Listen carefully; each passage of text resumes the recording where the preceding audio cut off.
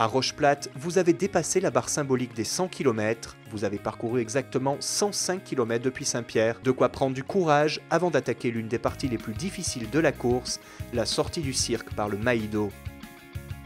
4 km pour 750 mètres de dénivelé, un véritable mur à franchir.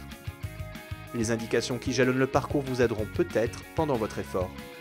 L'arrivée au Ticol, à 2030 mètres d'altitude, ressemble à une délivrance, un lieu où vous pouvez retrouver du public, vos assistants que vous n'avez pas pu croiser depuis Salazie. La suite du chemin en crête est en plus très roulante et agréable.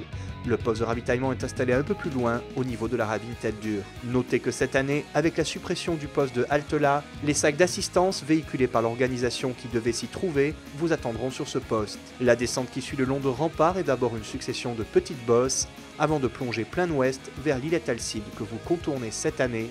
Forêt, puis champs de géranium, au fur et à mesure de la descente, les ambiances changent. En vous rapprochant de Sans Souci, vous courez à nouveau sur de larges chemins en terre ou sur la route goudronnée. Vous retrouvez une ambiance urbaine que vous n'avez plus connue depuis Cilaos. Le poste de Sans Souci est cette année un poste capital, il récupère toutes les fonctions qui étaient attribuées à celui de halte-là, qui a été supprimé. Dans l'école ou sur le stade, vous pouvez donc profiter des kinés, des podologues, vous reposer un instant ou absorber un bon repas chaud. Après le poste, vous progressez dans les rues de Sans Souci pour atteindre le bord de Rempart qui vous permet de rejoindre le lit de la rivière des Galets.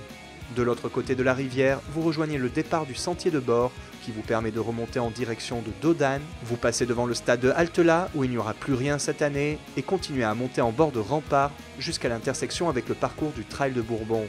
Ici, vous croiserez sûrement des coureurs partis le samedi matin. Ne vous laissez pas impressionner par la différence de vitesse. Eux sont en pleine descente et loin d'avoir parcouru les 135 km que vous avez dans les jambes.